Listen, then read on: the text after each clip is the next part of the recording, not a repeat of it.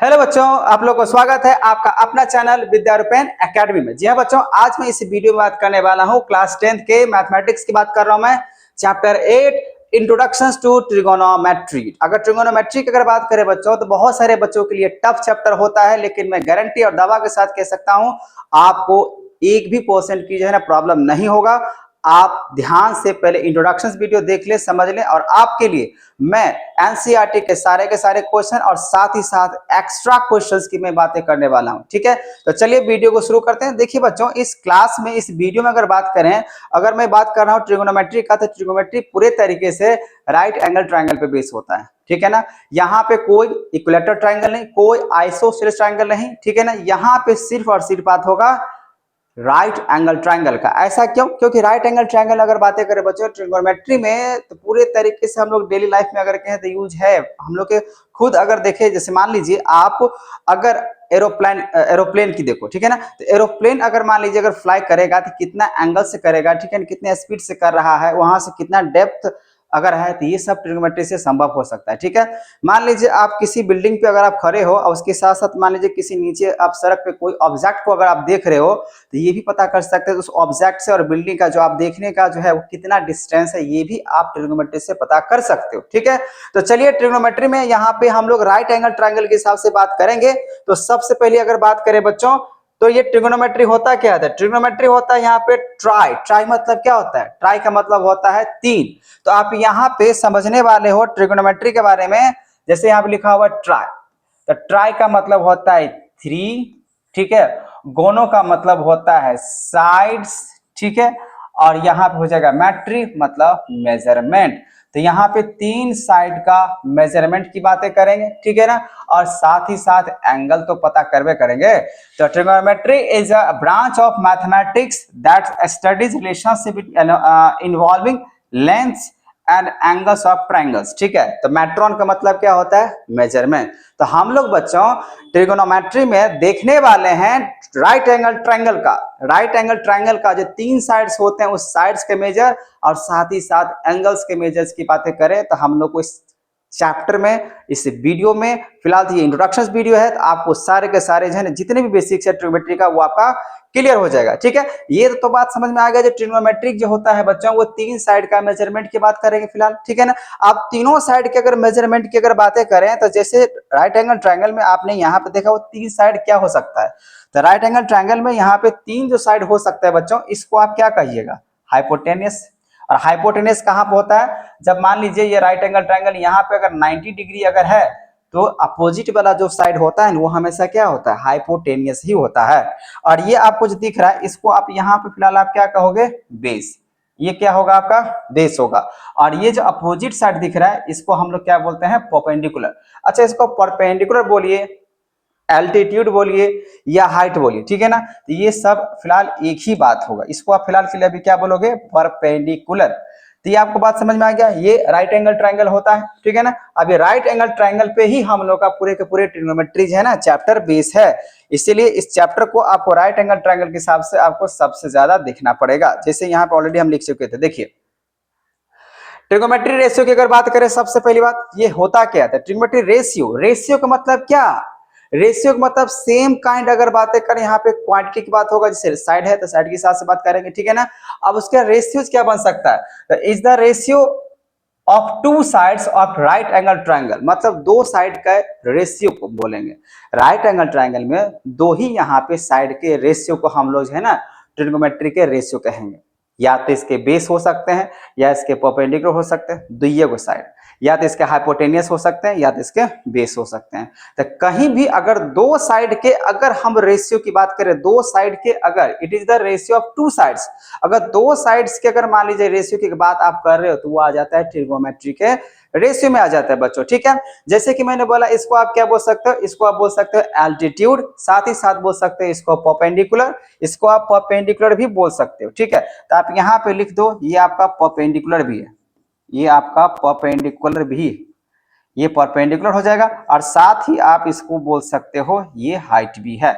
इसको तीन नाम से जानते हैं। फिलहाल आपको ट्रिग्नोमेट्री में काम करना पड़ेगा परपेंडिकुलर के हिसाब से। ठीक है, जैसे कि मालूम है ये बेस है और ये हाइपोटेनियस। यहाँ पर बात पता चल गया।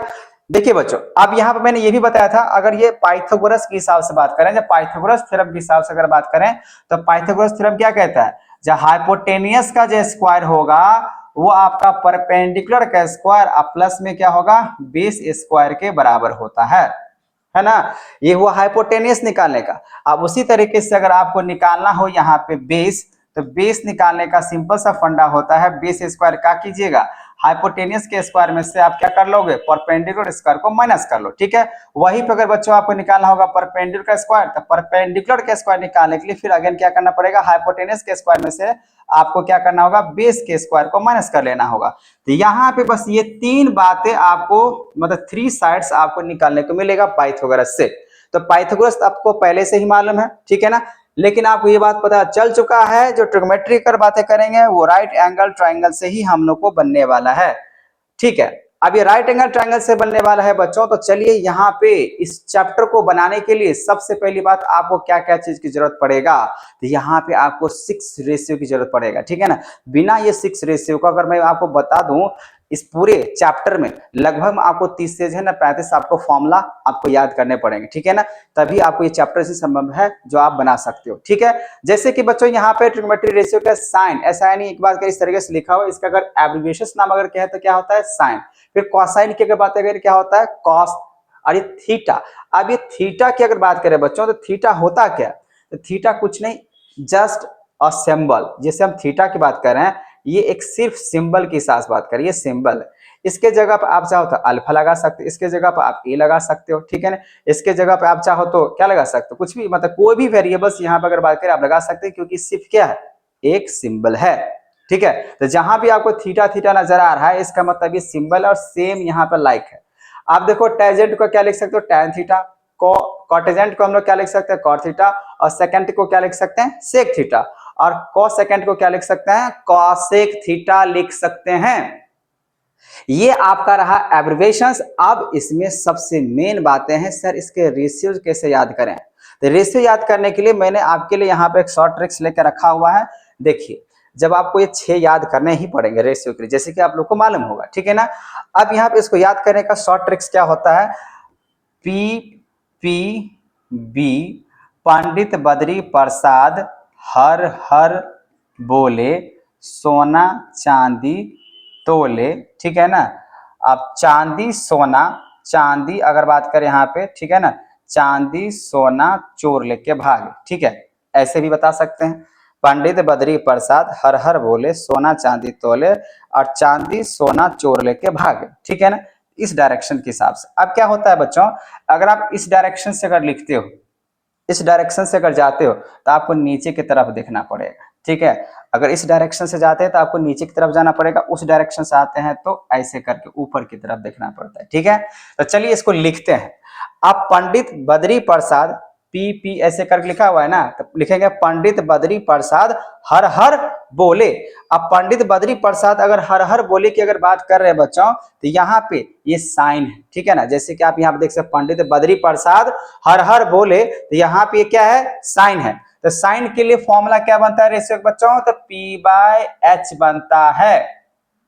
वही अगर मैं कॉस के लिए अगर बात कहूं, तो कॉस थीटा के लिए क्या बनेगा, तो पंडित बद्री प्रसाद हर हर बोले, सोना चांदी तोले, तो इस एस से क्या होता है, तो होता है साइन, और सी से क्या होता है, कॉस। तो कॉस के लिए क्या बनेगा, यहाँ पे पंडित बद्री प्रसाद हर हर बोले, तो यहाँ पे अच्छा पंडित बद्री प्रसाद है, उल्टा लिखा गया है पंडित बद्री, तो यहाँ पे आपको पंडित बद्री प्रसाद ऐसे लिखाएगा, ठीक है ना। तो पंडित बद्री प्रसाद हर हर बोले, तो यहाँ पे क्या होगा आपका बच्चों, P/H, साइन का क्या हो जाएगा P/H, और कॉस का क्या हो जाएगा यहाँ पे B/H, ठीक है। अब टैन की बात करें, टैन का क्या हो जाएगा P/B, तो यहाँ पे लिख दो P/B, ठीक है।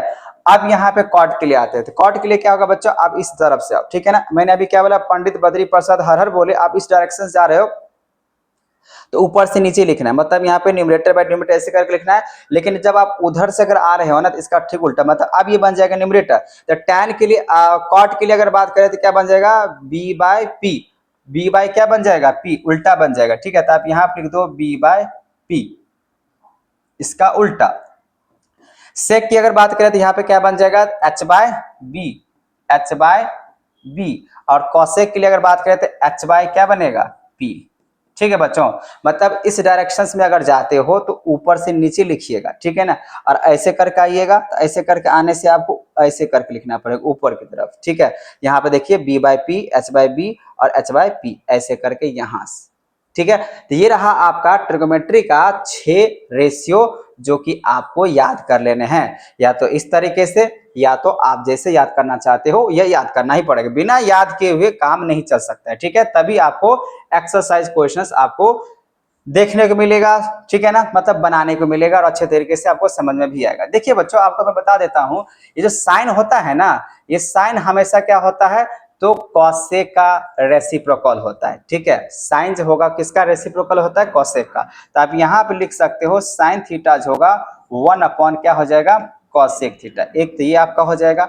दूसरी बात, अगर यहाँ पे बच्चों जो कॉस होता है ना, वो कॉस किसका रेसिप्रोकल होता है, सेक का। तो अगर कॉस थीटा का अगर बात किया जाए तो कॉस थीटा का रेसिप्रोकल हो जाएगा 1 अपॉन सेक थीटा। आपको इसको भी नोट कर लेना है, ठीक है, बिना याद के हुए नहीं काम चल सकता। उसके बाद यहाँ पे अगर टैन की बात करें बच्चों, तो टैन का जो रेशियो होता है, टैन का जो रेसिप्रोकल होता है वो होता है कॉट के हिसाब से। तो आपको यहाँ पे कॉट थीटा लिख लेना है। ठीक है, तो ये आपका हुआ रेसिप्रोकल फॉर्मूला। तो आप इसी तरीके से, ये आपको ज्यादा याद करने की वैसे जरूरत है भी नहीं। अगर आप ये 3 याद अगर कर लो ना, तो 3 ही क्या होगा, इस 3 का क्या हो जाएगा, रेसिप्रोकल हो जाएगा, उल्टा हो जाएगा और कुछ नहीं। ठीक है, तो आपने यहाँ पे ट्रिग्नोमेट्री का ये बात समझ में आ गया, जो ट्रिग्नोमेट्री रेशियो किस तरीके से यहाँ पे बनेगा। ठीक है, तो ये आपको या तो ये कहानी याद कर लेना है, या तो अपने हिसाब से आपको जो भी जैसे ठीक लगे आप उसको याद करो, लेकिन याद तो करना पड़ेगा। ठीक है, ठीक है बच्चों, आपको इतना बात समझ में आ गया। चलिए मैं आगे बढ़ता हूं, आप ये फॉर्मूला अच्छे तरीके से नोट कर लेना ताकि आपको क्वेश्चंस बनाने में कोई परेशानी ना हो। अब यहाँ पे जैसे कि मैंने यहाँ पे ऑलरेडी आपको दे चुका हूं रेशियो, रेसिप्रोकल। साइन का क्या होता है, 1 अपॉन कॉस होगा, कॉस का क्या हो सकता है, 1 अपॉन साइन हो जाएगा। ठीक है ना, कॉसेक का ये, और ये कॉसेक है, और ये कॉस का क्या होता है, 1 बाय सेक होता है, सेक का 1 अपॉन कॉस लिख सकते हो, और टैन का 1 अपॉन कॉट लिख सकते हो, कॉट का 1 अपॉन टैन लिख सकते हो। ये तो आपको मालूम है। अब इसी बीच में आपको यहाँ पे एक क्वेश्चन का जवाब देने हैं, क्योंकि आपने अगर ये सीख लिया है जो साइन का क्या होता है रेशियो, कॉट का क्या रेशियो होता है, ठीक है ना, तो आपको ये क्वेश्चंस बनेगा। जैसे यहाँ पे लिखा हुआ है फाइंड करने के लिए tan p minus cot r। अब यहाँ पे मैं आपको एक कॉन्सेप्ट देने वाला हूँ। ठीक है, तो कॉन्सेप्ट क्या है सर, तो देख लीजिए, अगर ये आपको कॉन्सेप्ट अगर मालूम चल गया तभी जो है ना आप आगे और भी आसान तरीके से क्वेश्चंस को बना सकते हो। ठीक है बच्चों, तो यहाँ पे आप इस कॉन्सेप्ट को ध्यान से सुने और देखें। जैसे मान लीजिए यहाँ पे अगर मैं लिखता हूँ, यहाँ पे मैं लिखता हूँ थीटा, ये थीटा है। और एक बात हमेशा नोट कर लीजिएगा, जहां पे आपका ये क्या एडजेसेंट हो जाएगा, आपका ये जो दिख रहा है ना ये थीटा, अगर ये थीटा यहाँ पे नजर आएगा ना बच्चा, तो आप हमेशा ध्यान रखना ये आपका क्या बन जाएगा, बेस। बेस यहाँ पे बनेगा अगर थीटा ऑफ एंगल यहाँ पे है तो। अब जैसे ही जस्ट उल्टा अगर मान लीजिए यहाँ पे आपने लिखा बी है, यहाँ पे सी है, यहाँ पे ए है, वही फिगर है, लेकिन थीटा ऑफ एंगल यहां पर आ गया। इस बार बी पे बना रहा था तो आपका बेस ये था, ठीक है ना, बेस आपका ये, और ये आपका क्या था, परपेंडिकुलर। और आपको ये एक बात मालूम होना चाहिए, जो चेंज होता है सिर्फ दो ही चेंज हो सकता, दो ये साइड, या तो बेस चेंज होगा या तो परपेंडिकुलर चेंज होगा। हाइपोटेनियस कभी भी चेंज नहीं होता, वो हमेशा क्या रहेगा, फिक्स रहेगा।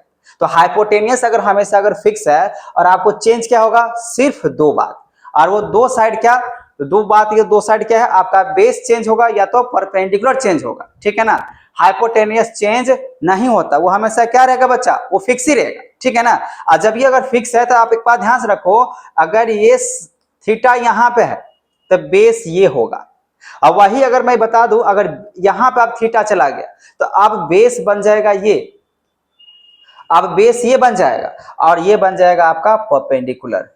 ठीक है ना, ये बन जाएगा आपका परपेंडिकुलर। बाकी बात क्वेश्चंस की बात करेंगे, लेकिन आपको ये बात ध्यान रखना है, जहां पे आपका एडिशन के हिसाब से थीटा पे एंगल दिखा रहा है, तो थीटा अगर यहाँ पे है तो बेस ये बनेगा और परपेंडिकुलर ये। वही यहाँ पे एडिशन के हिसाब से यहाँ पे बनेगा बेस, अगर एंगल यहाँ पे है तो बेस ये बनेगा, परपेंडिकुलर ये। आई होप आपको क्लियर हो चुका है, जहां पर भी एडजेसेंट नजर आएगा वही आपका जो है ना बेस बनेगा। यहाँ पर अगर एंगल चला जाएगा, ये एडजेसेंट हुआ तो ये आपका बेस, ये हो जाएगा परपेंडिकुलर। ठीक है, अब इसको हम लोग क्वेश्चंस के हिसाब से देखते हैं। जैसे कि यहाँ पर आप क्वेश्चन देख सकते हो, यहाँ क्या दिया, परपेंडिकुलर दिया, ये क्या दिया, हाइपोटेनस दिया, और यहाँ पे क्यू आर। अब यहाँ पे हमको बोला गया tan P अब माइनस कॉट आर। तो मैंने आपको बता रखा है भाई थीटा जो होता है ना वो एक क्या होता है, सिंबल होता है। फिलहाल यहाँ पे tan P, इसका मतलब पता है क्या हुआ, tan P का मतलब है एंगल ऑफ थीटा कहाँ बना रहा है, मतलब यहाँ बना रहा है। अगर यहाँ पे अगर एंगल बना रहा है तो बेस क्या माना जाएगा, ये PQ, ठीक है ना। और परपेंडिकुलर कौन सा हो जाएगा, ये हो जाएगा। अब वही यहाँ पे कॉट आर लिखा हुआ है, तो कॉट आर का मतलब क्या होगा, अब एंगल यहाँ पे आ चुका है। अब एंगल अगर यहाँ पे आ चुका है तो बेस कौन सा हो जाएगा, ये क्यू आर हो जाएगा। और उसके बाद यहाँ पे हो जाएगा परपेंडिकुलर। बात समझ में आ गया। तो अब इस क्वेश्चन को मैं आपको सॉल्व करके दिखाता हूँ। आप यहाँ पे देख सकते हो ट्राइंगल पी क्यू आर के हिसाब से अगर देखें, in triangle P Q R के हिसाब से आप देखते हो बच्चों, तो यहाँ पे पी क्यू का वैल्यू कितना दिया हुआ, तो पी क्यू का वैल्यू आपको दिया हुआ है 12, ठीक है। फिलहाल आप यूनिट नहीं लेते अभी। और पी आर का वैल्यू कितना दिया हुआ है, तो पी आर का दिया हुआ है 13। मुझे यहाँ पे बेस नहीं मालूम है, क्यू आर क्या होगा, बेस होगा। तो आपको मैंने अभी फॉर्मूला दिया था क्यू आर के लिए, मतलब बेस के लिए, सॉरी। तो यहाँ पे क्यू आर क्या है, बेस है। क्यू आर यहाँ पे क्या है, बेस है। तो बेस के लिए फॉर्मूला होता है आपका हाइपोटेनियस। तो हाइपोटेनियस कौन सा इसमें होगा, पी आर। पी आर को आप क्या बोलोगे, हाइपोटेनियस, क्योंकि यहाँ पे 90 डिग्री हिसाब से परपेंडिकुलर दिया हुआ और ये हाइपोटेनियस दिया हुआ। तो अब हाइपोटेनियस पी आर है, तो यहाँ पे आप क्या करो, पी आर का स्क्वायर माइनस यहाँ पे पी क्यू का स्क्वायर, ठीक है। अब यहाँ पर देखो बच्चों, पी आर कितना दिया 13, तो 13 का स्क्वायर अब माइनस पी क्यू कितना दिया 12, तो इसका स्क्वायर करना पड़ेगा। 13 का स्क्वायर हो जाएगा 169, इसका हो जाएगा 144। अगर आपको क्यू आर निकालना है यहाँ पे तो आप रूट शिफ्ट कर लो, तो क्यू आर इक्वल टू यहाँ पे निकल के आ जाएगा 25। तो यहाँ पे क्यू आर का वैल्यू कितना हो जाएगा, क्यू आर का वैल्यू हो जाएगा 5। तो आपने यहाँ पे बेस निकाल लिया 5 होगा, ठीक है, पाइथागोरस से। अब इस पे आते हैं। अगर बच्चों यहाँ पे tan P का बोला गया, बताओ tan का फॉर्मूला होता क्या है, P बाई बी। tan का अगर tan थीटा के हिसाब से रेशियो की बात करते हैं तो क्या निकल के आता है, P बाय बी।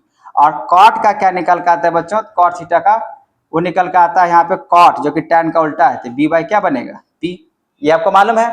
अब यहाँ पे अगर आपको ये मालूम अगर है तो अब यहाँ पे क्वेश्चन किस तरीके से बनेगा, तो tan P, तो tan P का मतलब P अगर इसका बात अगर कह रहा है तो बेस बनेगा ये।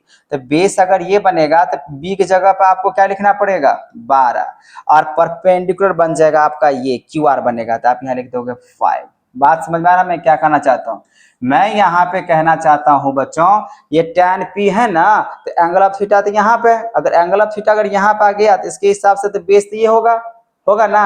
मुझे बेस कितना चाहिए tan के लिए, क्योंकि tan P लिखा हुआ है। अब tan P अगर लिखा हुआ है तो tan P के लिए बेस क्या होगा, यही होगा 12, तो मैंने 12 लिख दिया। और परपेंडिकुलर कौन सा हो जाएगा 5, तो 5 लिख दिया मैंने।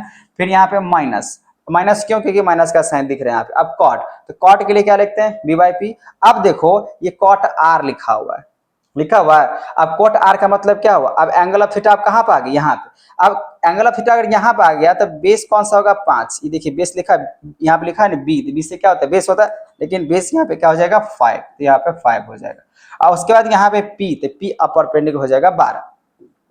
अब यहाँ पे इसको अगर घटाओगे तो क्या हो जाएगा 0। 5/12 माइनस 5/12 घटाएंगे तो क्या हो जाएगा 0 हो जाएगा। तो ये रहा आपका आंसर, ठीक है। क्योंकि यहाँ पे चेंज हो रहा है, यहाँ पे बोला गया कॉट आर, यहाँ बोला गया था tan P, तो P मतलब यहाँ पे बेस बना रहा था उसके हिसाब चला गया, और यहाँ पे बना रहा था कॉट आर इसके हिसाब चला गया। मतलब एंगल ऑफ थीटा अगर चेंज होगा तो उसके हिसाब से ये भी चेंज हो जाएगा, ठीक है बच्चों। तो आपको कुछ इसी तरीके से क्वेश्चन आपको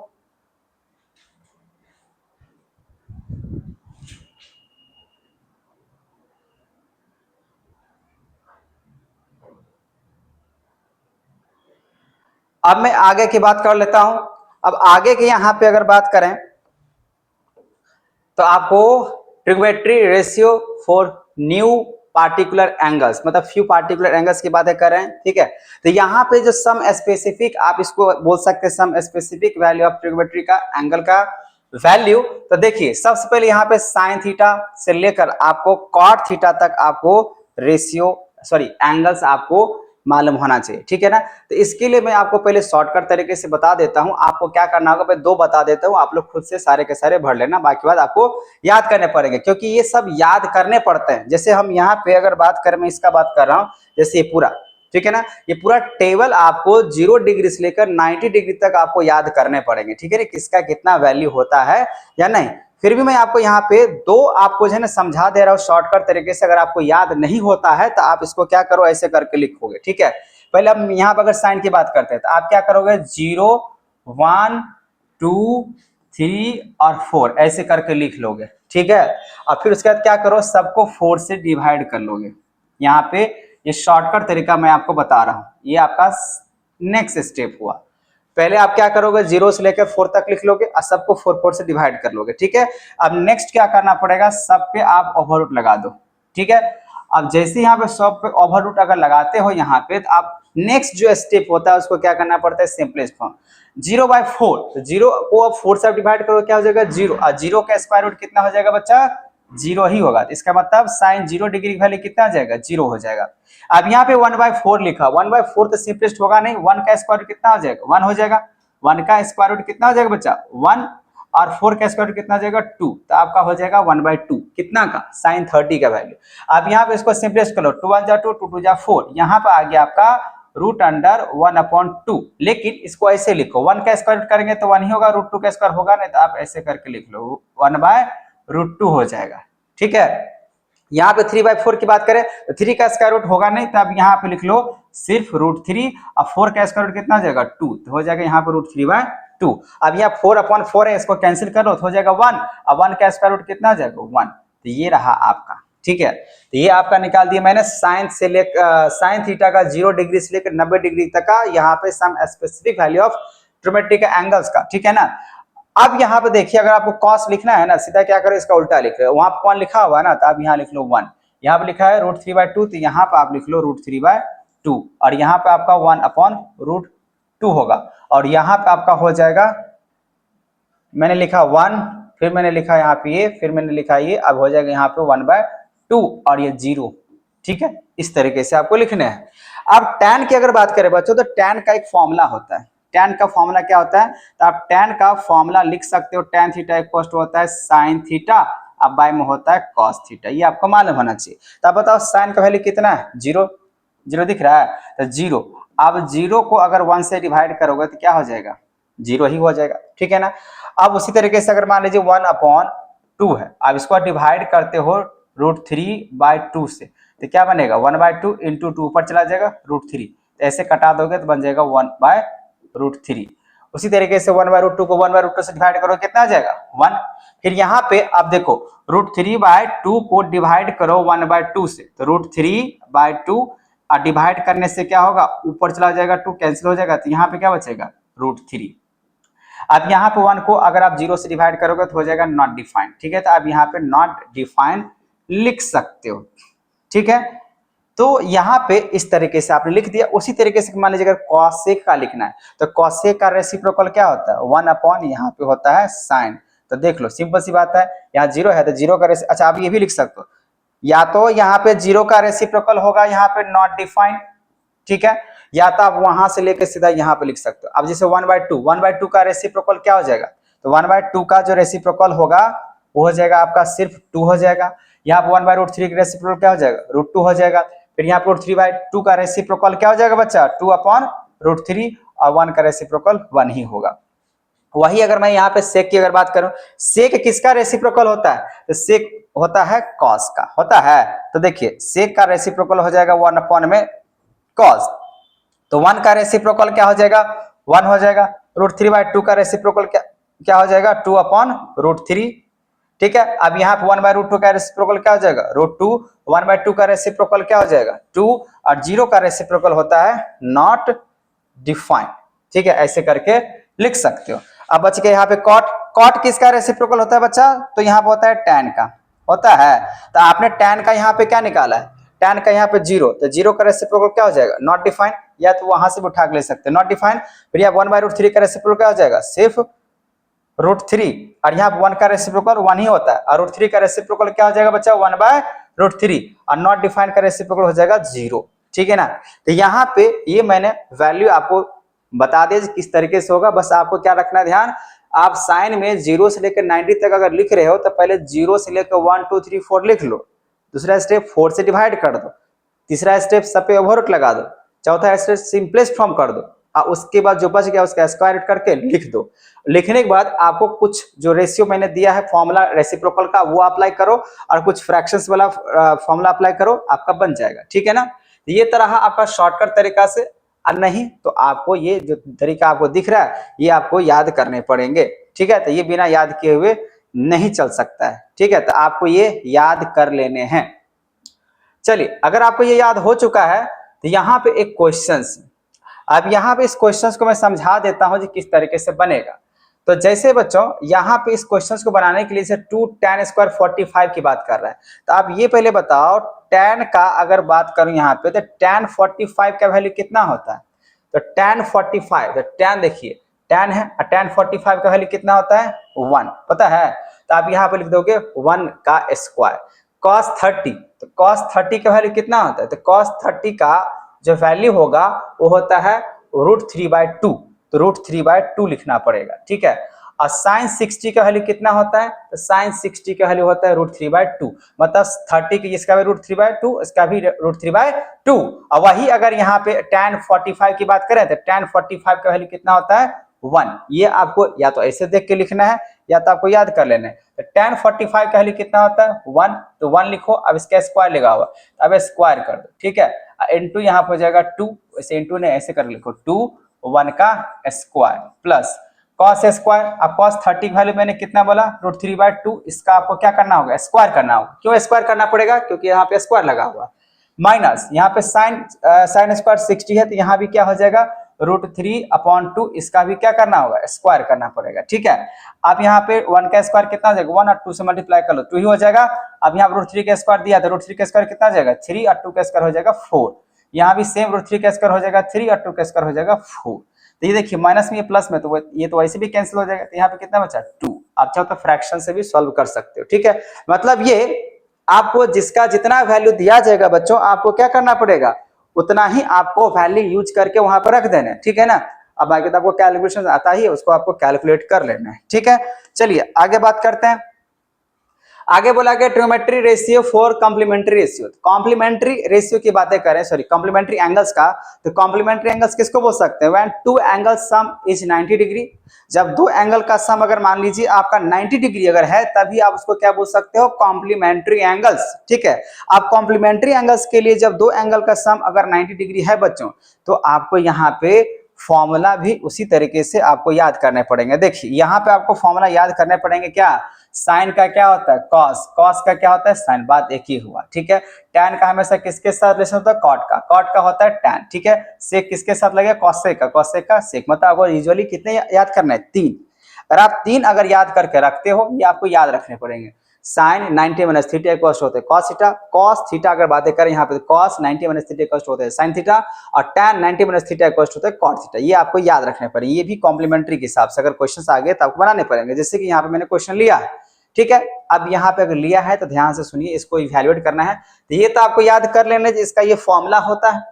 अब फॉर्मूला जब तक याद नहीं होगा तब तक आपका एक्सरसाइज क्वेश्चंस नहीं बनने वाला है। ठीक है, फिलहाल मैंने यहाँ पे एक समझाने के लिए एग्जांपल्स लिया है, तो चलिए इसको समझते हैं। देखिए cos 58 नीचे में क्या लिखा हुआ है sin 32। अब ये दोनों एंगल का सम कितना नजर आ रहा है 90। ठीक है, मतलब ये ठीक है। आपको क्या करना है, चाहे तो न्यूमरेटर में या तो डिनोमिनेटर में से, न्यूमरेटर या डिनोमिनेटर में से किसी एक को चेंज करना है। ठीक है, तो कैसे चेंज करेंगे थोड़ा ध्यान से देखिएगा। यहाँ पे जैसे देखिए अगर cos 58 को अगर बात करें तो क्या मैं ऐसे लिख सकता हूं cos 90 माइनस 32। अगर 90 में से अगर 32 चला जाएगा तो कितना बचेगा 58 बचेगा, तो ये cos 58 के बराबर होगा। कोई दिक्कत है नहीं। मैंने आपको क्या बोला, अच्छा एक एक करके सॉल्व कर रहे हैं, पहले हम इसको सॉल्व करें। ठीक है, तो यहाँ लिख देते हैं फर्स्ट, फिर इसके बाद मैं इसको सॉल्व करूंगा, फिर इसके बाद मैं इसको सॉल्व करूंगा। 3 पार्ट में इसको डिवाइड करके आपको सॉल्व करके दिखा रहा हूँ। ठीक है, तभी आपको आसान तरीके से बन जाएगा। अब अगर इसको हम सॉल्व कर रहे हैं तो देखिए मैंने क्या किया, न्यूमरेटर को मैं ऐसे लिखा, आप चाहो तो डिनोमिनेटर लिख, दोनों में से एक ही करना है, या तो न्यूमरेटर को चेंज करो या तो डिनोमिनेटर को चेंज करो, दोनों को चेंज करने की जरूरत नहीं है, नहीं तो फिर वो उतना ही पर आ जाएगा। ठीक है, तो यहाँ पे cos 90 माइनस अगर 32 लिख दिया क्योंकि इसके बराबर हो गया। आप इसको ऐसे लिख दो sin 32, क्योंकि इसको मैंने क्या बोला इसको चेंज नहीं करना है। अच्छा बच्चा अब बताओ cos 90 माइनस थीटा, थीटा कितना से मैंने चेंज करा 32 डिग्री से, थीटा मैंने कितना से चेंज किया, आप थीटा की बात करें देखिए cos, तो ये cos नजर आ रहा है cos, और यह थीटा, थीटा कितना से चेंज हो रहा है तो 32 डिग्री से, किसके बराबर में हो जाएगा साइन, तो साइन यहाँ पे आपको लिखना है। अब साइन यहाँ पे लिख दिया, लेकिन थीटा कितना से चेंज हो रहा है, थीटा चेंज हो रहा है 32 से, तो यहाँ पे क्या लिखा जाएगा 32। अब बाय में यहाँ भी हो जाएगा साइन 32। 2, इसको कटा दो, कितना हो जाएगा 1। तो इसका मतलब फर्स्ट जो है आपने सॉल्व किया, फर्स्ट में इसका आंसर कितना आया 1। अभी पूरा आंसर नहीं है, आप समझते हैं आगे सेकंड वाले का। अब सेकंड वाले के लिए यहाँ पे सेम देखिए, साइन 22 है और नीचे में क्या है कॉस 68, दोनों का सम कितना होगा, तो दोनों का सम हो जाएगा 90 डिग्री। इस बार मैं क्या करता हूँ, मैंने फर्स्ट टाइम यहाँ पे न्यूमरेटर को चेंज किया, अब मैं सेकंड टर्म जो लिखा हुआ इसको मैं कर लेता हूँ डिनोमिनेटर को चेंज, ठीक है। अब देखो साइन 22 डिग्री आप वैसे रहने दो, ठीक है। अब इसको अगर चेंज करके आप लिखते हो तो देखो कॉस 68 है, अगर मैं इसको ऐसे लिख दूं कॉस 90 माइनस 22 तो क्या होगा 68 के बराबर हो जाएगा। अच्छा कितना माइनस करना है वो पहले से इंडिकेट रहता है, बस इतना माइनस करोगे इतना आ जाएगा, इतना माइनस करोगे इतना आ जाएगा। किसमें से माइनस करोगे 90 में से, ठीक है। अब यहाँ पे ये आपने लिख दिया, अब यहाँ पे लिखने के बाद आप क्या करो, देखो साइन 22 डिग्री, अब बाय में cos 90 माइनस थीटा किसके बराबर होता है साइन थीटा। यहाँ पे मैंने आपको बताया cos 90 माइनस थीटा किसके बराबर होता है साइन थीटा। तो यहाँ पे आप cos लिखो तो किसके बराबर हो जाएगा साइन, लेकिन कितना थीटा पर एंगल चेंज हो रहा है तो 22 डिग्री से, तो 22 इसको कैंसिल कर दो कितना आ जाएगा 1। तो यहाँ पे दोनों का वैल्यू कितना है 1 और 1। यहाँ तक बात समझ में आ गया। अब आता हूँ इस पे, ठीक है। अब इस पे आने के लिए ये थर्ड यहाँ थोड़ा लंबा है, इसको यहाँ सॉल्व करते हैं, ठीक है। अब देखो cos 38 और cosec, तो cosec की अगर बात करें दोनों में से कोई एक को चेंज करना पड़ेगा, दोनों को चेंज नहीं कर सकते ऊपर वाले में, ठीक है। तो अगर मान लीजिए cos को अगर मैं चेंज करता हूं यहाँ पे, तो cos को कैसे लिख सकता हूँ डायरेक्ट, अगर यहाँ पे अगर cos को लिखना चाहूँ तो आप ऐसे लिख दो cos 90 माइनस 52। अगर आप 90 में से 52 को माइनस करोगे तो कितना निकल का जाएगा 38 निकल का जाएगा। अब बाकी बात आपको cosec जो नजर आ रहा है आप उसको वैसे लिख दो, cosec कितना डिग्री से 52 डिग्री से, इसमें कुछ चेंज नहीं करना है, इसमें कुछ आपको चेंज करने की जरूरत नहीं है, आप इसको एज इट वैसे लिख दो। यहां पर चल गया बात। अब बाय देखो नीचे अगर बात करें तो नीचे देखिए यहाँ पर tan ये 72 नजर आ रहा है, तो tan और ये इस तरीके से, तो दोनों में से किसी एक को चेंज करना है। तो चलिए हम tan 18 को अगर चेंज करते हैं तो tan ऐसे लिखिए tan, अब 18 को 90 माइनस क्या लिख सकते हो 72 लिख सकते हैं ना। अगर 72 माइनस करेंगे तभी तो आपको निकल कर आ जाएगा 18 आएगा। चलिए मैंने इसको चेंज कर दिया। अब यहाँ पर tan 35 है और यहाँ पर tan 55 है, अभी दोनों का सम अगर करेंगे तो 90 आ जाएगा। तो आपको क्या करना होगा tan 35 या tan 55 में से दोनों में से किसी एक ही को चेंज करना है। तो चलिए इस बार tan 35 को यहाँ पर रहने देते हैं, ठीक है ना। tan 35 को मैं रहने देता हूँ, इस बार क्या कर लेता हूँ यहाँ पे चेंज कर लेता हूँ इसको tan 55 को। क्या मैं यहाँ पे tan 55 को ऐसे लिख सकता हूँ tan 90 माइनस 35 लिख दिया। यहां तक तो कोई दिक्कत नहीं है चेंज करने के हिसाब से। आप देखो बच्चों अब आपको यहाँ पे थोड़ा सा चेंज करना है। आप क्या cos 90 माइनस थीटा, थीटा में से यहाँ पे कितना चेंज करें 52 से, तो cos के बराबर यहाँ पे क्या होता है साइन, तो यहाँ पे लिखो आप साइन 52 डिग्री, यहाँ पे आ जाएगा आपका साइन 52 डिग्री। और यहाँ पे आपको नजर आ रहा है cosec। अच्छा बच्चों बताओ cosec का रेसिप्रोकल क्या होता है साइन होता है ना, तो इनटू हो जाएगा 1 अपॉन यहाँ पे साइन, लेकिन कितना डिग्री से 52 डिग्री से। ये आपको बात पता चला कहाँ से है, तो cosec का रेसिप्रोकल होता है वहां से, अपॉन यहाँ पे tan, अगर tan यहाँ पे लिखा tan माइनस 72 तो tan 72, तो tan इक्वल टू क्या लिखाएगा cot, tan की इक्वल टू में क्या लिखाता है cot लिखाता है, तो cot के बराबर कितना डिग्री चेंज हो रहा है 72, तो आप यहाँ पे क्या लिखोगे cot 72 degree. tan 35 as it आप वैसे रहने दो। उसी तरीके से यहाँ पे आपको tan यहाँ पे 90 माइनस 35 है, तो tan का क्या होता है cot होता है, तो अब यहाँ पे लिख दो cot, लेकिन कितना से चेंज कर रहे हैं 35 से, तो अब यहाँ लिख दो 35। यहाँ तक तो कोई दिक्कत नहीं है, यहाँ तक कोई दिक्कत नहीं है ना। तो ये आपको तो पता चल गई, तो ऊपर का कैलकुलेशन से। अब यहाँ पे आते हैं, यहाँ पे आते हैं बच्चों थोड़ा ध्यान देखिए। अब इसको क्या करो इस साइन से इस साइन को कैंसिल करो, साइन 52 से साइन 52 कैंसिल हो, कितना बचेगा ऊपर में 1। अब कॉट, कॉट का रेसिप्रोकल क्या होता है, अच्छा 72 हो गया, मतलब यहाँ पे नीचे में 72 से चेंज किया तो कॉट 72,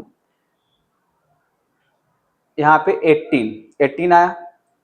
अभी tan 72, तो tan 72 तो मेरा रहेगा ना, ये tan 35 है, मैंने इसको अच्छा ये तो लिखा ही नहीं इसलिए तो यहाँ पर हो रहा है गड़बड़, तो यहाँ पे लिखा जाएगा tan 72, ये छूट गया था आपको यहाँ दिख रहा है ये वाली, यहाँ पे लिख दी। अब देखो बच्चों cot का रेसिप्रोकल क्या होता है, तो cot का रेसिप्रोकल होता है 1 अपॉन tan, तो यहाँ पे आप tan 72 डिग्री, और ये आपको दिख रहा है तो इनटू क्या हो जाएगा यहाँ पे tan 72 डिग्री। उसके बाद बच्चों यहाँ पे tan 72, तो tan 72 डिग्री ऐसे करके लिखो इनटू। अब यहाँ पे इसका तो मैंने रेसिप्रोकल इसके साथ कर दिया। अब tan, तो tan का रेसिप्रोकल क्या होता है? तो tan का रेसिप्रोकल होता है cot। यहाँ पे cot 35 इनटू यहाँ पे cot 35 ऐसे करके होगा। अब इसको घटा दो, इससे इसको कैंसिल कर लो, इसको इससे कैंसिल कर दो, पूरा ओवरऑल कैलकुलेशन तो 1 अपॉन क्या हो जाएगा? 1। मतलब इसका भी 1 ही आया है और इसका भी पूरे का 1। तो आपको यहाँ पे ध्यान देना है, जब आपको निकालने इसका कितना वैल्यू आया? 1। इसका कितना है? 1, तो 1। फिर इसका कितना आया? 1। फिर इसका कितना आया? 1। इस तरीके से 1 + 1 यहाँ पर 2 होगा, 2 में से 1 गया तो 1। आंसर कितना आएगा? इस पूरे कैलकुलेशंस का आंसर कितना आएगा? तो 1, क्योंकि 1 + 1 तो 2 और 2 में से 1 चला गया तो कितना बचेगा? 1। ठीक है, तो इस तरीके से दोनों में से किसी एक को चेंज करके आपको निकाल लेना है। ठीक है, चलिए आगे बात करते हैं। आगे यहाँ पे है आइडेंटिटीज। तो identities are equation which are valid for any conditions. Trigonometry identities are equations involving trigonometry ratio.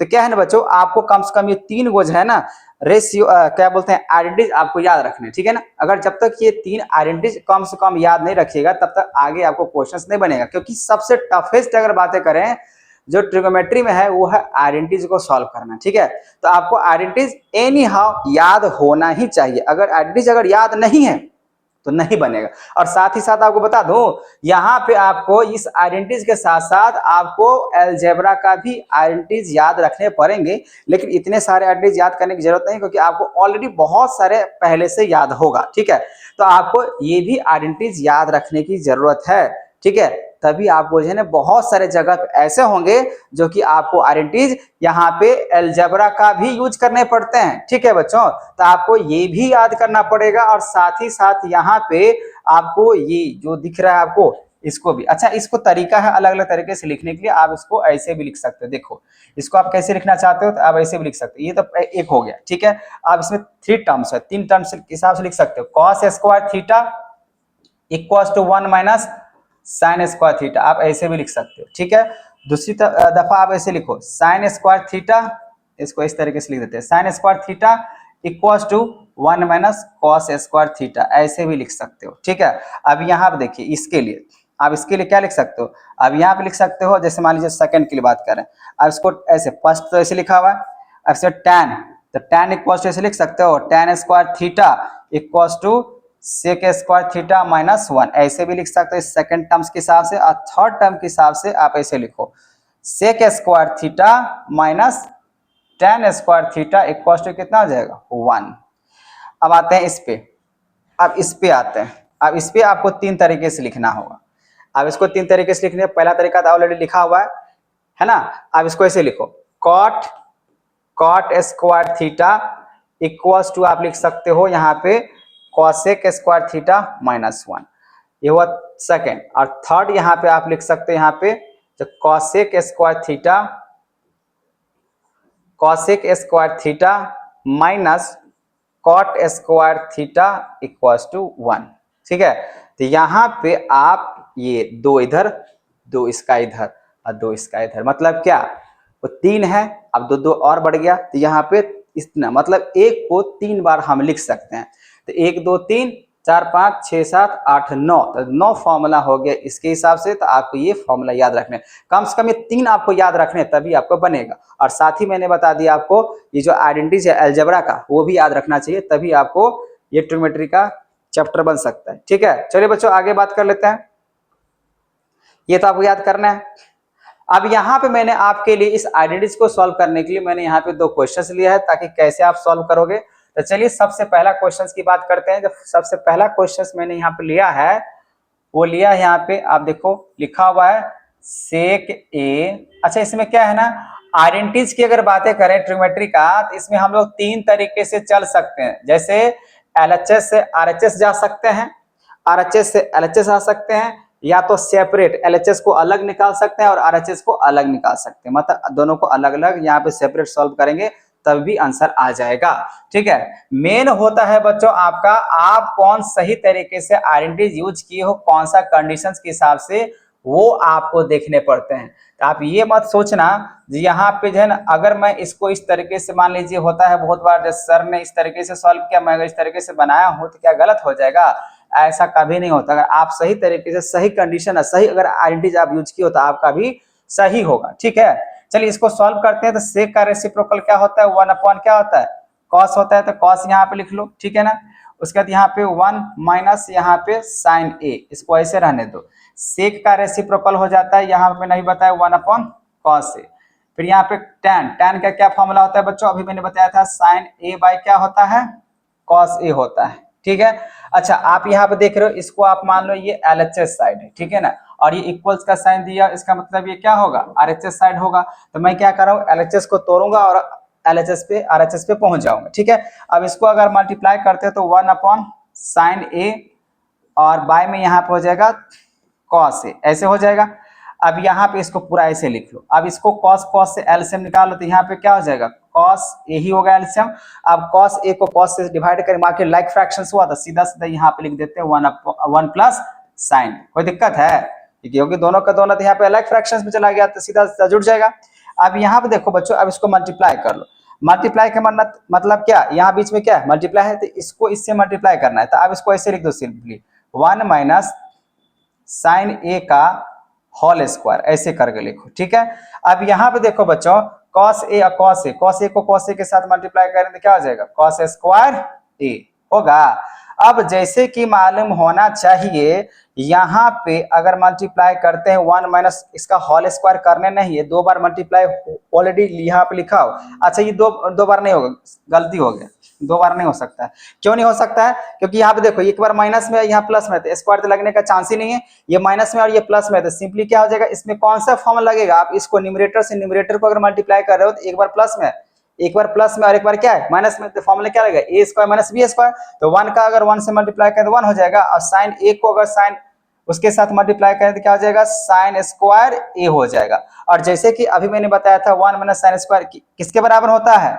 तो कॉस स्क्वायर ए के बराबर होता है।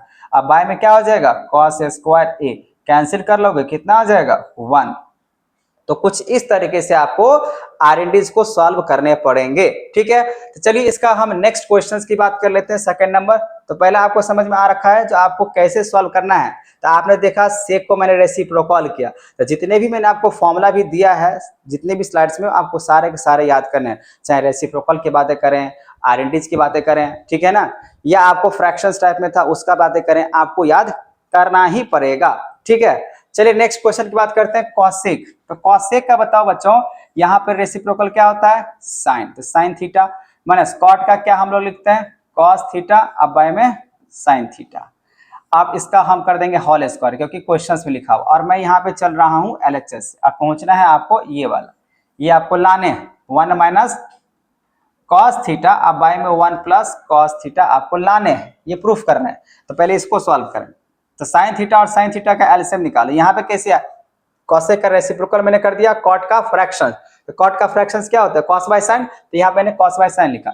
अब इसका अगर सॉल्व करते हैं, साइन और साइन का एलसीएम कितना हो जाएगा? तो साइन थीटा 1 माइनस यहाँ पे हो जाएगा कॉस थीटा। अब यहाँ पे पूरा का पूरा होल स्क्वायर है। ठीक है, अब इसको ऐसे लिख सकते हैं 1 माइनस कॉस थीटा का होल स्क्वायर, और नीचे में अगर देखो बच्चों साइन का स्क्वायर, ऐसे करके भी लिख सकते हैं, यहाँ भी स्क्वायर आ जाएगा क्योंकि पूरे है तो इसमें लगा सकते हैं ना, न्यूमरेटर और डिनोमिनेटर में। तो ऊपर में न्यूमरेटर में लग जाएगा कॉस स्क्वायर, मतलब 1 माइनस कॉस स्क्वायर का होल स्क्वायर, और नीचे में साइन है तो साइन का स्क्वायर करने साइन स्क्वायर थीटा हो जाएगा। अब यहाँ पे देखो बच्चों, अगर यहाँ पे देखा जाए 1 माइनस कॉस, इसको स्क्वायर नहीं करना, ए माइनस बी का होल स्क्वायर नहीं करना, यही सब ध्यान रखना पड़ता है इसमें, जो किसको मुझे ब्रेक करना है, किसको ब्रेक नहीं करना है। यहाँ मुझे ब्रेक नहीं करना है, क्यों नहीं करना है? तो यहाँ पे देखो ये 2 बार है, इतना 1 माइनस कॉस थीटा का स्क्वायर का मतलब इसको मैं 2 बार लिखना चाहता हूँ, इसको 2 बार, एक बार और एक बार और, क्योंकि ये 2 बार लिखा हुआ, ऐसे भी लिख सकते हैं। 1 माइनस कॉस का स्क्वायर का मतलब इसको 2 बार लिख सकते हैं। और जैसे कि आपको मालूम होगा बच्चों, जो साइन स्क्वायर थीटा किसके बराबर होता है? अभी मैंने बताया था, साइन स्क्वायर थीटा जो होता है वो 1 माइनस कॉस स्क्वायर थीटा के बराबर होता है कि नहीं होता? मैंने अभी बताया था आपको। तो आपको क्या करना है, यहाँ पे सिंपली यहाँ पे 1 माइनस कॉस स्क्वायर थीटा के ऐसे लिख देना है। और जैसे कि आपको मालूम होना चाहिए यहाँ पे अगर 1 का स्क्वायर और माइनस यहाँ पे कॉस स्क्वायर ऐसे करके दिया हुआ, इसका तो क्या हुआ ए स्क्वायर माइनस बी स्क्वायर। तो यहाँ पे ए स्क्वायर माइनस बी स्क्वायर का फॉर्मूला क्या बनता है बच्चों, एक बार आपको प्लस करने होते हैं और एक बार क्या करना होता है माइनस। अभी मैंने आपको अलजेब्रा का भी आइडेंटिटी दिया है, ठीक है ना। तो उसके हिसाब से यहाँ बच्चों 1 माइनस कॉस थीटा और यहाँ पे 1 माइनस कॉस थीटा कहाँ से आया, क्योंकि मैंने 2 बार लिख दिया, तो 1 माइनस कॉस थीटा 2 बार तो लिखबे किए हैं। अब यहाँ पे मैं सिंपली डायरेक्ट अगर कहूं इसके जगह पे एक बार लिख दूंगा प्लस में और एक बार मैं लिख दूंगा यहाँ पे माइनस में, ठीक है। और जैसे यहाँ पे अगर लिखते हैं तो देखो बच्चों ये आपका प्लस में और ये माइनस, तो माइनस वाला माइनस के साथ यहाँ पे कैंसिल हो जाएगा, तो बचेगा आपके पास क्या, तो 1 माइनस कॉस थीटा, अब बचेगा 1 प्लस कॉस थीटा, जो कि आपको यही आपको प्रूफ करने थे, जैसे कि आप यहाँ पे देख रहे हो, ठीक है ना। तो ये बराबर में ये मैंने कर दिया, एलएचएस से चला मैंने आरएचएस पर। तो आपको क्या करना होगा बच्चों, आगे जो एक्सरसाइज क्वेश्चन है एनसीईआरटी का मैं 8.1 से लेकर आगे जितने भी एक्सरसाइज है मैं आपको सॉल्व करके दिखाऊंगा, और साथ ही साथ जितने भी एक्स्ट्रा क्वेश्चंस है जो आपको समझ में नहीं आ रहा है तो प्लीज हमें कमेंट में आप अपना क्वेश्चंस दें, आप हमें बताएं, मैं आपके लिए उसके सेपरेट वीडियो आपको दूंगा, ठीक है। अगर आपको यहाँ तक अगर आपको इंट्रोडक्शन अगर समझ में आ चुका है कि किस तरीके से हम लोग को क्या क्या याद करना है, क्या क्या समझने हैं, तो आप इसे याद करके रखें। मिलते हैं अगले वीडियो में नए एक्सरसाइज के मतलब 8.1 एक्सरसाइज एनसीईआरटी से। Thank you.